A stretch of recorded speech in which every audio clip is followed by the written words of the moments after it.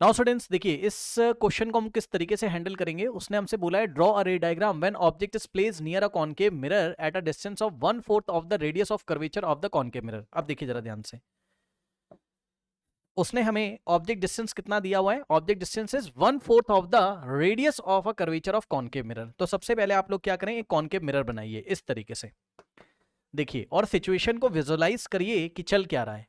ठीक है ना। अब देखिए कॉनकेव है ये हमारे पास, ये इस तरीके से, ठीक, और ये हमारा क्या है, प्रिंसिपल एक्सिस है, करेक्ट।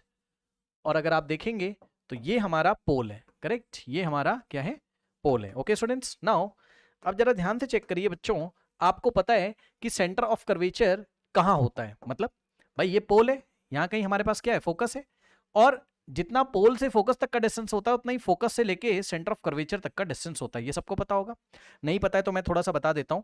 देखिए यहां से यहां तक का जो डिस्टेंस होता है ये भी फोकल लेंथ के इक्वल होता है डिस्टेंस वाइज, और यहां से यहां तक भी एफ के ही इक्वल ये लगभग होता है अप्रॉक्सीमेट, ठीक है ना।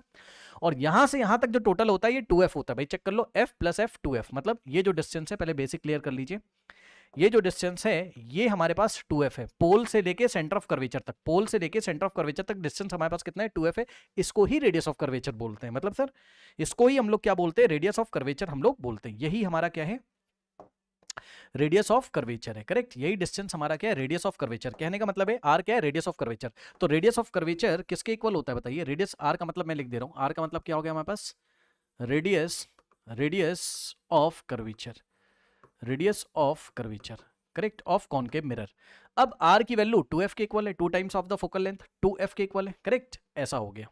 ये वैसे सबको पता भी होगा बट मैंने जस्ट बता दिया आपको। अब उन्होंने हमसे क्या बोला है, हमसे बोला है कि जो ऑब्जेक्ट डिस्टेंस है, ध्यान समझिए, उन्होंने हमसे बोला है कि जो ऑब्जेक्ट डिस्टेंस है, बात समझिए, ऑब्जेक्ट डिस्टेंस, पढ़िए, object is placed near a concave mirror at a distance of 1/4 of the radius of curvature of the concave. मतलब ये जो रेडियस ऑफ द कर्वेचर है इसका हमें 1/4 करना है। मतलब सर क्या बात कर रहे हो, 1/4 कैसे करते हैं, सुनिए ध्यान से।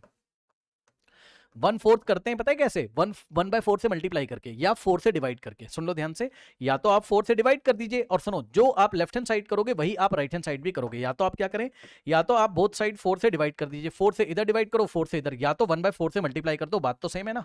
देखो यही तो हो गया 1/4 ऑफ द रेडियस। भाई लेफ्ट हैंड साइड किया है तो इक्वेशन डिस्टर्ब ना हो जाए इसलिए राइट हैंड साइड भी करोगे, यानी कि इधर भी हम लोग क्या करेंगे, 1/4 ऑफ 2f, करेक्ट, समझ गए ये चीजें। ठीक है, तो अगर आप इसको सॉल्व करोगे, r इंटू 1 r अपॉन में 4 इज इक्वल्स टू 2 1 जा 2 बाई 2f इंटू 1 2f और अपॉन में 4, तो उतना ही तो आ जाएगा। अब इसको सॉल्व कर लीजिए, अब इसको सॉल्व कर लीजिए, मतलब सॉल्व करने का मतलब ये है कि आप इसको सॉल्व कर लीजिए। ये देखिए 2 1 जा और 2 2 जा। अब ये बताओ r बाय 4 की वैल्यू क्या आ गई, ये जो r बाय 4 है इसकी वैल्यू क्या आ गई बताइए, f बाय 2 आ गई, यानी कि फोकल लेंथ का हाफ। और ये जो r बाय 4 है ना, पता यही क्या है, पता है आपको, ये जो r बाय 4 है यही क्या है, 1/4 ऑफ द रेडियस है। सुन लो, यही क्या है, 1/4 ऑफ द रेडियस। इसको ही हम क्या बोलेंगे, 1/4 ऑफ द रेडियस, हम लोग इसी को बोलेंगे। अब बताओ 1/4 ऑफ द रेडियस कितना आ गया, f बाय 2, यानी कि फोकल लेंथ के हाफ पे आपको जाना है, वहां ऑब्जेक्ट आपको रखना है। ऑब्जेक्ट कहां रखा है, 1/4 ऑफ द रेडियस का मतलब है f बाय 2 पे रखा है। सर f बाय 2 हम लोग कैसे मेजर करेंगे, जरा बताइए भाई। अगर पोल से यहां तक चल रहे हो तो f आ रहा है। सुन लो जिसको नहीं पता, all the distances are measure from pole. Yes भाई, आपको f बाय 2 अगर सर्च करना है तो बेटा ऐसे करते हैं, ऐसे पोल से ऐसे, अपना पेन चलाओ, पोल पे हाथ रखो, अपना पेन रखो और ऐसे चलो, तो ये तो फोकल लेंथ हो गया। लेकिन हमें यहां तक नहीं आना है, हमें हाफ तक आना है, मतलब f बाय 2 यहां कहीं होगा ना। ये देखिए, समझिए जरा ध्यान से, देखिए देखिए देखिए भाई, इसका मिड पॉइंट निकालोगे ना, ये देखो मैं ये कह रहा हूं आपसे कि आप अगर चलोगे यहां से तो आप यहां कहीं पहुंचोगे ना। ये देखो भाई, ये टोटल अगर f है तो f बाय 2 कहां पड़ेगा आपका, यहां कहीं पड़ेगा मिड पे।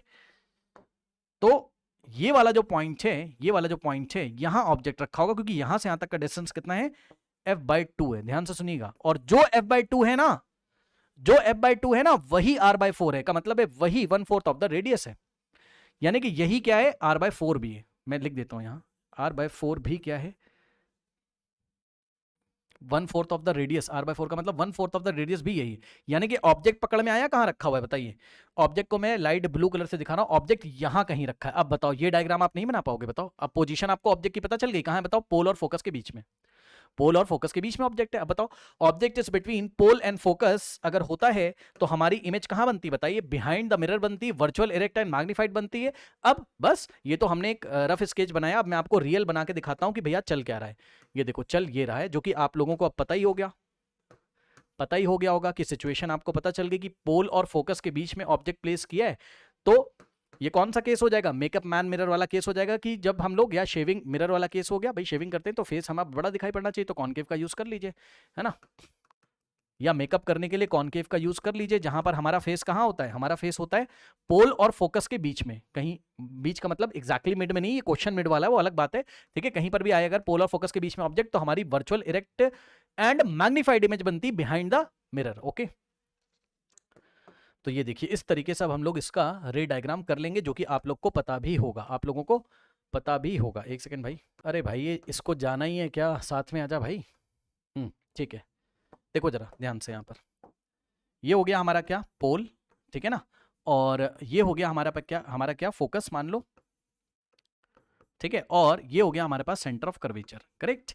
अब हमें ऑब्जेक्ट की पोजीशन पता चल चुकी है, ऑब्जेक्ट यहां कहीं रखा हुआ है ना। अब बस बना लीजिए इमेज, ठीक है। ऑब्जेक्ट का नाम है ए बी, और आपको पता है कि हम इमेज कैसे बनाते हैं भाई? एक लाइट रे आप क्या करोगे? ए से निकालोगे और प्रिंसिपल एक्सेस के पैरेलल लेके आओगे, तो ये फोकस से पास करेगी।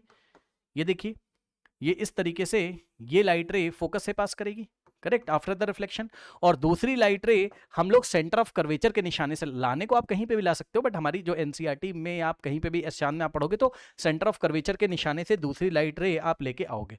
ये देखो ए से निकल रही है, और ये सेंटर ऑफ कर्वेचर के निशाना हम पहले ही ले लेते हैं। ये सेंटर ऑफ कर्वेचर के निशाने से लिया हमने, ऐसे है ना, निशाना पहले लगा लीजिए, ठीक। तो ए से निकलेगी और जाकर रिफ्लेक्ट करेगी, तो वापस इसी पाथ पे आएगी। अब सुनो, अब हम लोग क्या करेंगे? अपनी आईज को यहां पे रखेंगे, आंखों को। अब ये वाली रिफ्लेक्टेड लाइट रे और ये वाली हमारे आंखों में आएगी, तो ब्रेन क्या करता था? बैक ट्रेस करता था, याद है ना, क्लास में पढ़ा है। तो ब्रेन बैक ट्रेस करेगा, तो देखो ये वाली लाइट रे इसको यहां कहीं से आते हुए नजर आएगी, और ये वाली लाइट रे इसको यहां से कहीं आते हुए नजर आएगी हमारे ब्रेन को, है ना। वो सीधा सीधा बैक ट्रेस करता है हमारा ब्रेन, ये ऐसे कहीं पे, ठीक। तो अगर आप देखेंगे तो हमारे ब्रेन को ये दोनों लाइट रेज यहां कहीं से आते हुए नजर आएंगी। इसका मतलब ये है कि जो पॉइंट ए की इमेज है बच्चों, वो हमें कहां मिलेगी? वो हमें यहां कहीं मिलेगी, ए डैश पे। और हम लोग क्या करेंगे? हम यहां से एक परपेंडिकुलर इस तरीके से अगर ड्रॉ करेंगे, ठीक है स्टूडेंट्स, तो अगर आप देखोगे तो ए डैश बी डैश ये हमारी क्या हो गई? Virtual, erect and magnified, virtual erect and magnified image हमारे पास बन गई। बस यही है रे डायग्राम, और क्या दिक्कत है ना। तो इस तरीके से हम लोग करेंगे, ओके, कर लीजिए।